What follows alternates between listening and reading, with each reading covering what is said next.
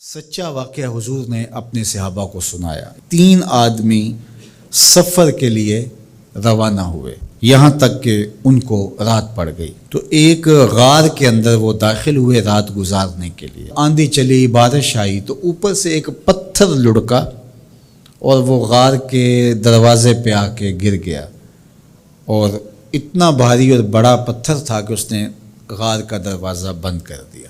انہوں نے آپس میں بات کی اور کہا، تم اس غار میں پھنس گئے ہو، اب یہاں سے نکل نہیں سکتے مگر یہ کہ تمہارے وہ عمل جو محض اللہ کی رضا کے لیے تم نے کیے ہیں، ان اعمال کا وسیلہ دے کے اللہ سے دعا مانگو۔ ان میں سے ایک آدمی نے کہا، اللہ میرے ماں باپ بوڑھے تھے اور میں جب بھی بکریاں چرا کر کے آتا تو میں دودھ دو کر کے سب سے پہلے اپنی ماں کو اور اپنے باپ کو پیش کرتا۔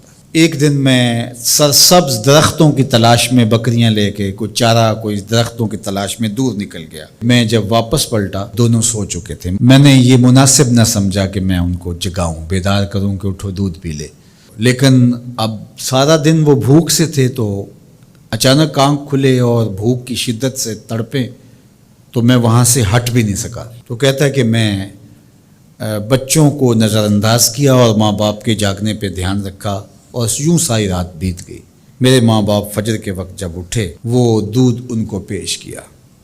اب یہ عمل پیش کر کے کہتا ہے، اے اللہ اگر یہ میں نے محض تیری رضا کے لیے کیا، تو جانتا ہے میرے دل کو، تو اس پتھر کو ہٹا دے۔ تو پتھر تھوڑا سا سرک گیا، لیکن اتنا نہیں تھا کہ وہاں سے یہ باہر نکل سکے۔ اب دوسرے کی باری آئی، اس نے کہا، اے اللہ میرے چچا کی ایک بیٹی تھی جو مجھے بہت زیادہ محبوب تھی، مرد عورت کے ساتھ جتنی محبت کرتا ہے اس طرح میرا اس کی طرف رجحان قلب تھا، تو میں نے اس کو اپنی خواہش کی تکمیل کے لیے کئی بار کہا، لیکن اس نے کہا کہ یہ نہیں ہو سکتا۔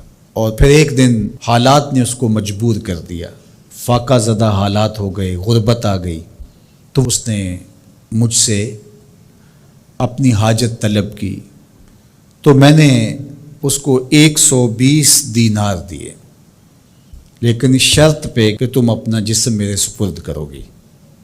اب مجبوری سے اس نے کہا ٹھیک ہے، لیکن میں نے دیکھا کہ اس کا وجود اللہ کے خوف سے کانپ رہا تھا، اور مجھے کہنے لگی اتق اللہ، اللہ سے ڈر اور اس کی حدوں کو نہ توڑ۔ میری خواہشات تو پگلی تھیں، آرزوئیں تو بےتاب تھیں، اور میں اس کی قیمت بھی ادا کر چکا تھا، لیکن اس کا یہ جملہ کہ اللہ سے ڈر، تو میں نے تیرے سے ڈر کے اس کو چھوڑ دیا، اور جو اس کو میں نے 120 دینار دیے تھے وہ بھی اس کے پاس رہنے دیے۔ اللہ میرے اس مخفی عمل کو تو ہی جانتا ہے، تو اگر میں نے تیری رضا کے لیے ایسا کیا تو اس پتھر کو ہٹا دے۔ تو پتھر تھوڑا سا ہٹ گیا، سوراخ تو زیادہ ہو گیا لیکن ابھی بھی وہاں سے گزرنا ممکن نہیں تھا۔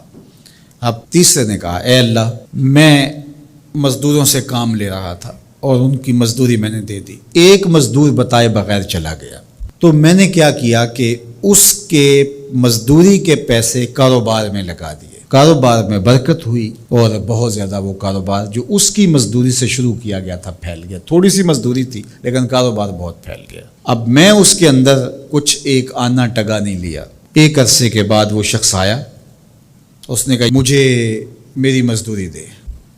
تو میں نے کہا یہ بکریاں، یہ بھیڑیں، یہ اونٹ، یہ غلام، یہ نوکر چاکر، یہ سب کچھ ہے، یہ تیری مزدوری ہے۔ تو اس نے کہا میرے ساتھ مذاق نہ کر، وہ میں تو مزدوری کے وہ چند جو لینے آیا ہوں اور آپ کہتے ہیں یہ سب کچھ تیرا ہے۔ تو اس نے ساری صورتحال بتائی، تو اس نے وہ ساری بکریاں، وہ سارے اونٹ، ساری گائے اور سارے غلام ہانکے اور چل دیا۔ کہا اے اللہ اگر یہ عمل میں نے تجھے راضی کرنے کے لیے کیا تھا تو پتھر کو ہٹا دے۔ تو حضور نے فرمایا وہ پتھر ہٹ گیا اور یہ چلتے ہوئے باہر آ گئے۔ جب اللہ کی رضا کے لیے کام کیے تو مشکلوں سے نکلنے کے راستے ملتے۔ ایک روایت میں آتا ہے جو آسانی کے وقت اللہ کو فراموش نہیں کرتا، اوکھے ویلے اللہ اس کو فراموش نہیں کرتا۔ ہم تو کسی مصیبت میں پھنسے تو چالاکیاں کرتے ہیں، کوئی چالاکی، کوئی مکر کہ اس سے نکلیں۔ تو مصیبت میں پھنسیں تو دعا کے لیے ہاتھ پھیلا لیں اور اچھے اعمال کا اللہ کی بارگاہ میں وسیلہ پیش کریں۔